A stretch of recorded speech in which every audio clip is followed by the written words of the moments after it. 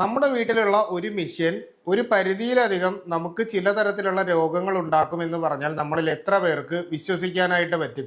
ഞാൻ പറയുന്നത് നമ്മുടെ വാഷിംഗ് മെഷീനെ പറ്റിയിട്ടാണ്. കാരണം പണ്ടൊക്കെ നമ്മുടെ നാട്ടിൽ വാഷിംഗ് മെഷീൻ ഉള്ളത് ഒരു ആഡംബരമായിട്ടായിരുന്നു എങ്കിൽ ഇന്ന് നമ്മുടെ നാട്ടിൽ ഇതിനെ ഒരു അത്യാവശ്യം, അതായത് എല്ലാ വീട്ടിലും ആവശ്യമുള്ള ഒരു മെഷീനായിട്ടാണ് നമ്മൾ ഇതിനെ കാണുന്നത്. അതായത് നമ്മുടെ ദൈനംദിന ജീവിതത്തെ വളരെ എളുപ്പത്തിലാക്കാനായിട്ട് ഈ പറയുന്ന വാഷിംഗ് മെഷീന് കഴിയുന്നുണ്ട്. എന്നാൽ ഈ വാഷിംഗ് മെഷീൻ ഒരു പരിധിയിലധികം നമുക്ക് രോഗങ്ങൾ ഉണ്ടാക്കും എന്ന് പറഞ്ഞാൽ നിങ്ങളിൽ എത്ര പേർക്ക് വിശ്വസിക്കാനായിട്ട് പറ്റും? അതായത് നമ്മുടെ ശരീരത്തിൽ ഉണ്ടാവുന്ന പലതരത്തിലുള്ള സ്കിൻ റിലേറ്റഡ് ആയിട്ടും മറ്റ് പല രീതിയിലുള്ള ഹൈജീനിക് പ്രശ്നങ്ങൾ ഉണ്ടാക്കുന്നതിന്റെ പ്രധാനപ്പെട്ട ഒരു കാരണം വാഷിംഗ് മെഷീൻ തന്നെയാണ്. അതിനാൽ തന്നെ ഇന്നത്തെ എപ്പിസോഡിൽ ഞാൻ നിങ്ങളുമായിട്ട് സംസാരിക്കുന്നത് നമുക്ക് വാഷിംഗ് മെഷീൻ എങ്ങനെ പ്രോപ്പറായിട്ട് ഉപയോഗിക്കാം, വാഷിംഗ് മെഷീൻ ഉപയോഗിക്കുമ്പോൾ നമ്മൾ അതിനെ ക്ലീൻ ചെയ്യാനും മറ്റുമൊക്കെ ആയിട്ട് എങ്ങനെയാണ് നമുക്കത് പ്രോപ്പറായിട്ട് ചെയ്യേണ്ടത്, എത്ര കാലയളവിലാണ് നമ്മളിത് കാര്യങ്ങൾ ചെയ്യേണ്ടത്, ഇതിൽ നിന്നുണ്ടാകുന്ന അസുഖങ്ങൾ എങ്ങനെയാണ്, ഈ അസുഖങ്ങൾ വരാതിരിക്കുന്നതിന് വേണ്ടിയിട്ട് നമുക്ക് ചെയ്യേണ്ട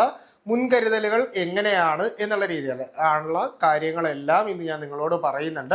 അപ്പോൾ ആദ്യം തന്നെ നമ്മൾ ഈ വാഷിംഗ് മെഷീനെ പറ്റിയിട്ട് ചിന്തിക്കുമ്പോൾ നമ്മുടെ വീട്ടിൽ വാഷ് ചെയ്യാനായിട്ട് എടുക്കുന്ന തുണികൾ നമ്മൾ തരംതിരിച്ചിട്ട് വേണം എടുക്കാനുള്ളത്. അതായത് നമ്മളിപ്പോൾ ജീൻസ് എടുക്കുന്ന വാഷിംഗ് മെഷീനിലെ മോഡുകൾ നോക്കിയാൽ തന്നെ അറിയാം അതിൽ ഏതൊക്കെ തുണികൾ ഏതൊക്കെ രീതിയിലാണ് വാഷ് ചെയ്യാനുള്ളത്. അപ്പോൾ നമ്മൾ പരമാവധി തുണികൾ തരംതിരിച്ച് ഉപയോഗിക്കാനായിട്ട് നോക്കുക. അതിൽ തന്നെ നമ്മുടെ വീട്ടിലുള്ള ബെഡ്ഷീറ്റ്, പില്ലോ ഇങ്ങനെയുള്ള കാര്യങ്ങൾ ഒരിക്കലും നമ്മൾ ഇടുന്ന ഡ്രസ്സിനോടൊപ്പം വാഷ് ചെയ്യരുത്. അതുപോലെ തന്നെ നമ്മുടെ അണ്ടർ ഗാർമെന്റ്സ് ഒരു കാരണവശാലും ഈ പറയുന്ന നമ്മുടെ ഇടുന്ന ഷർട്ടിനോടോ പാൻറ്റിനോടോ ചുരിദാറോ സാരിയോ ഇങ്ങനെയുള്ള നമ്മൾ പുറത്തേക്ക് ഇടുന്ന ആ ഒരു വസ്ത്രങ്ങളോടൊപ്പം നമ്മൾ ഒരിക്കലും ഇടരുത് എന്നുള്ളൊരു കാര്യമാണ്. തരംതിരിച്ച് മാത്രം കഴുകുക. അതുപോലെ തന്നെ വാഷിംഗ് മെഷീൻ ഒരിക്കലും ഓവർലോഡ് ഇടരുത്. ഓവർലോഡ് ഇട്ട് കഴിഞ്ഞാൽ ഈ വസ്ത്രങ്ങൾ പൂർണ്ണമായിട്ടും വാഷ് ചെയ്യപ്പെടില്ല എന്നുള്ളതാണ് സത്യം. അടുത്തതായിട്ട് ഈ മെഷീൻ്റെ അകത്തുള്ള ടബ് നമുക്ക് കംപ്ലൈൻറ്റ് വരാനുള്ള സാധ്യതയുണ്ട്. ഇനി വീണ്ടും നമുക്ക് പറ്റുന്ന ഒരു തെറ്റെന്ന് പറഞ്ഞാൽ നമ്മൾ പലപ്പോഴും ഡിറ്റർജൻറ്റ് ഇതിൻ്റെ അകത്തേക്ക് ഡയറക്റ്റ് ആയിട്ട് ഇടുകയാണ് ചെയ്യുന്നത്. അങ്ങനെ ഇടുന്നത് തികച്ചും തെറ്റായിട്ടുള്ളൊരു കാര്യമാണ്. കാരണം നമ്മളിപ്പോൾ സർഫോ ഏരിയലോ അങ്ങനെ എന്തെങ്കിലും ഇതിൻ്റെ അകത്തേക്ക് ഇട്ടാൽ ഇത് കറക്റ്റായിട്ട് പിടിക്കത്തുമില്ല. ചില തുണികളിൽ കൂടുതലായിട്ട് പിടിക്കാനും ചില തുണികളിൽ കുറച്ച് മാത്രമായിരിക്കും ഡിറ്റർജൻറ്റ് എത്തുന്നത്. അപ്പോൾ അതുകൊണ്ട് തന്നെ ഈ ഡിറ്റർജൻറ്റ് അലർജി എന്ന് പറയുന്നൊരു പ്രശ്നം നമുക്കുണ്ടാവും. അപ്പോൾ അതിൻ്റെ അകത്ത് നമുക്ക് ഇടാനുള്ള ഒരു കൃത്യമായിട്ടുള്ള ഒരു സ്ഥലത്ത് പരമാവധി ലിക്വിഡ് ഡിറ്റർജൻറ്റുകൾ ഉപയോഗിക്കാനായിട്ട് നിങ്ങൾ ശ്രദ്ധിക്കുക. അതാവുമ്പോൾ കറക്റ്റായിട്ട് വെള്ളം ആ ഹോളിലൂടെ എത്തി ഇതിനെ മിക്സ് ചെയ്തിട്ടായിരിക്കും വാഷിംഗ് മെഷീൻ്റെ ഉള്ളിലേക്ക് പോകുന്നത്. അമിതമായിട്ടുള്ള ഇത്തരത്തിലുള്ള ഈ ഡിറ്റർജൻറ്റുകളുടെ ഉപയോഗം, അതായത് ഒരു പരിധിയിലധികം ക്ലീൻ ആവും എന്ന് വിചാരിച്ചിടുന്നത് പലപ്പോഴും നമുക്ക് ദോഷമുണ്ടാക്കാനാണ് സാധ്യത. ഇനി ഈ പറയുന്ന നമ്മൾ വാഷിംഗ് മെഷീനിലേക്ക് തുണികൾ ഇടുന്ന സമയത്ത് ഇതിൻ്റെ പോക്കറ്റും മറ്റുമൊക്കെ നമ്മളൊന്ന് ശ്രദ്ധിക്കണം. കാര്യം ഇതിൻ്റെ അകത്ത് എന്തെങ്കിലും കാര്യങ്ങൾ, അതായത് കോയിനോ അല്ലെങ്കിൽ നമ്മുടെ ബട്ടൺസോ എന്തെങ്കിലുമൊക്കെ ഇളകി ഇതിൻ്റെ അകത്തേക്ക് വീഴാനുള്ള ഒരു സാധ്യത ഉണ്ടായാൽ വാഷിംഗ് മെഷീൻ പ്രോപ്പറായിട്ട് വർക്കാകത്തുമില്ല. നമുക്ക് ഈ പറയുന്ന രീതിയിൽ വാഷിംഗ് മെഷീൻ കൊണ്ട് പലതരത്തിലുള്ള പ്രശ്നങ്ങൾ ഉണ്ടാകാനുള്ള സാധ്യത, അതായത് ബ്ലോക്കുകൾ വരാനുള്ള ഒരു സാധ്യതയുണ്ട്.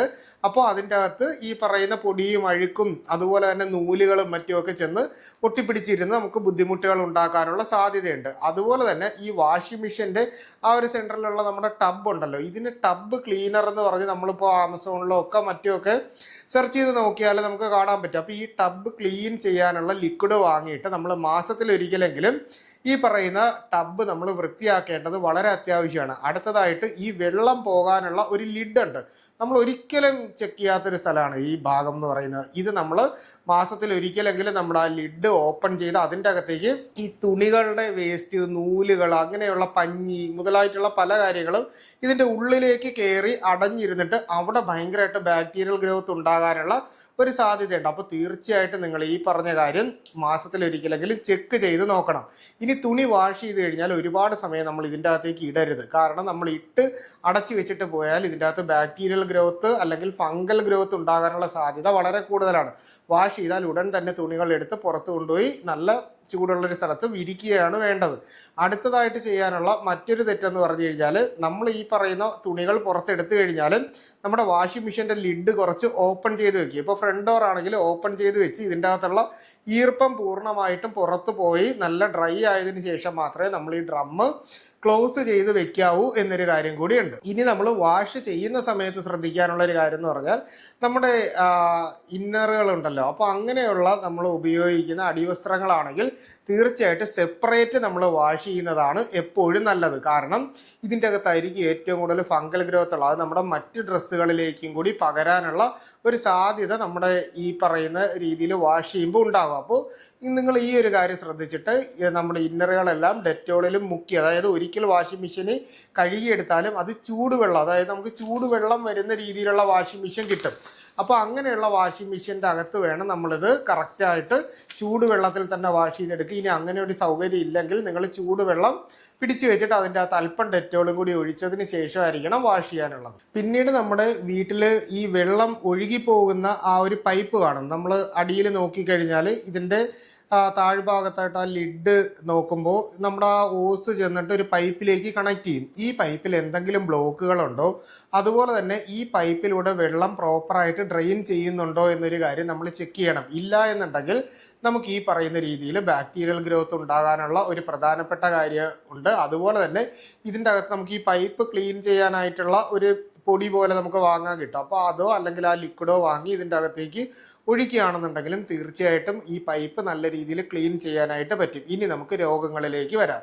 പ്രധാനമായിട്ട് നമുക്കുണ്ടാകുന്ന ത്വക്ക് രോഗങ്ങളിൽ ഡെർമറ്റൈറ്റിസ് എന്ന് പറയുന്ന ഒരു പ്രശ്നമുണ്ട്. പലർക്കും ഇപ്പോൾ ഈ വീഡിയോ കാണുന്നവരിൽ പലർക്കും ഈ ഒരു പ്രശ്നം ഉണ്ടാവും. അതായത് ശരീരത്തിൽ ചുവന്ന് തടിച്ച ചെറിയ കുരുക്കൾ പോലെ വരികയും അതിൻ്റെ അകത്ത് അസഹ്യമായ ചൊറിച്ചിൽ ആദ്യം അനുഭവപ്പെടും. ചൊറിഞ്ഞ് നഖം കൊണ്ട് ചൊറിഞ്ഞു കഴിഞ്ഞാലും ആ ഭാഗം പൊട്ടിയതിന് ശേഷം പിന്നീട് നമുക്ക് പൊട്ടി അടർന്ന് നീറ്റൽ പോലെ വരും. പിന്നെ കുറേ പൗഡറോ എന്തെങ്കിലുമൊക്കെ വാരി തേച്ച് നമുക്ക് വീണ്ടും ഇത് കൂടി വീണ്ടും നമ്മൾ ഓയിൻമെൻറ്റുകളും ചികിത്സയിലേക്കും പോകുന്ന ഒരവസ്ഥ ഇന്ന് കോമൺ ആയിട്ട് കാണുന്നുണ്ട്. ഇതിനെ ഡെർമറ്റൈറ്റിസ് എന്നാണ് പറയുന്നത്. അപ്പോൾ ഇത്തരത്തിലുള്ള ഡെർമറ്റൈറ്റിസ് നമുക്ക് ഉണ്ടാകാനുള്ള സാധ്യത വളരെ കൂടുതലാണ്. ഇനി അടുത്തതായിട്ട് വരുന്നത് വട്ടച്ചൊറി. നമുക്ക് ഫംഗൽ ഇൻഫെക്ഷൻ ഉണ്ടല്ലോ, അതായത് ഫംഗൽ ഗ്രോത്ത് കൂടുമ്പോൾ ടീനിയ പോലുള്ള ഇൻഫെക്ഷൻസ് വന്നതിന് ശേഷം നമ്മുടെ വയറിൻ്റെ വശങ്ങളിലും ഗുഹ്യഭാഗങ്ങളിലും തുടയിടുക്കുകളിലും കക്ഷത്തും ഒക്കെ നമുക്ക് ഇത്തരത്തിലുള്ള വട്ടത്തിലുള്ള ചൊറിഞ്ഞ് പൊട്ടുന്ന രീതിയിലുള്ള അല്ലെങ്കിൽ കുരുക്കൾ പോലെ ഇങ്ങനെ വട്ടത്തിൽ വന്നിട്ട് നടുക്ക് ഭാഗം നല്ല കട്ടി കുറഞ്ഞിരിക്കുന്ന പോലുള്ള ഫംഗൽ ഇൻഫെക്ഷൻസ് നമ്മുടെ ബോഡിയിൽ വരാനുള്ള സാധ്യത വളരെയേറെ കൂട്ടുന്നുണ്ട്. ഇനി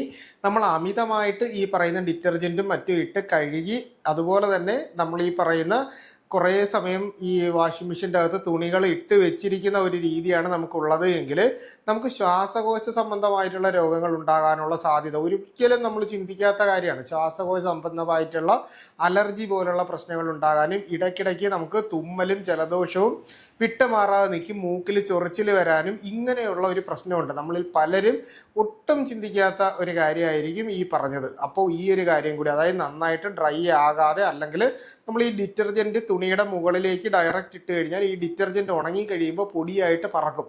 ഇത് ശ്വസിച്ച് കഴിയുമ്പോഴാണ് നമുക്ക് ഈ പ്രശ്നം ഉണ്ടാകുന്നത്. ഇനി അടുത്ത ഒരു പ്രോബ്ലം എന്ന് പറഞ്ഞു കഴിഞ്ഞാൽ നമ്മുടെ വയറിളക്കം, ഛർദിൽ, അതുപോലെ തന്നെ അസിഡിറ്റി, പുളിച്ചത് കെട്ടൽ മുതലായിട്ടുള്ള പ്രശ്നങ്ങളുണ്ടാവും. കാരണം നമ്മുടെ ഡ്രസ്സിൽ അമിതമായിട്ട് ഡിറ്റർജൻറ്റ് ഇരിക്കുകയോ അല്ലെങ്കിൽ ബാക്ടീരിയൽ ഗ്രോത്തോ വന്നാൽ നമ്മളിപ്പോൾ ഡ്രസ്സിലൊക്കെ തൊടുമല്ലോ, അതിനുശേഷം ഫുഡ് കഴിക്കുന്ന സമയത്ത് ഇത് ഡയറക്റ്റ് നമ്മുടെ ഉള്ളിലേക്ക് പോകാനും നമുക്ക് ഇത്തരത്തിലുള്ള ഒട്ടനവധി വയറിളക്കം പോലുള്ള പ്രശ്നങ്ങളും ദഹന സംബന്ധമായിട്ടുള്ള പ്രശ്നങ്ങളും ഉണ്ടാകും. ഇത് കൂടുതലായിട്ടും കുട്ടികളിലാണ് കാണപ്പെടുന്നത് എന്നൊരു കാര്യം കൂടി. അതായത് നമ്മുടെ അവരുടെ യൂണിഫോമും കാര്യങ്ങളൊക്കെ വാഷ് ചെയ്യുമ്പോൾ സോക്സ് ഒന്നും ഒരിക്കലും ഒന്നിച്ചിട്ട് കഴുകിയെടുക്കരുത് എന്നൊരു കാര്യം നിങ്ങൾ ഓർമ്മിക്കുക.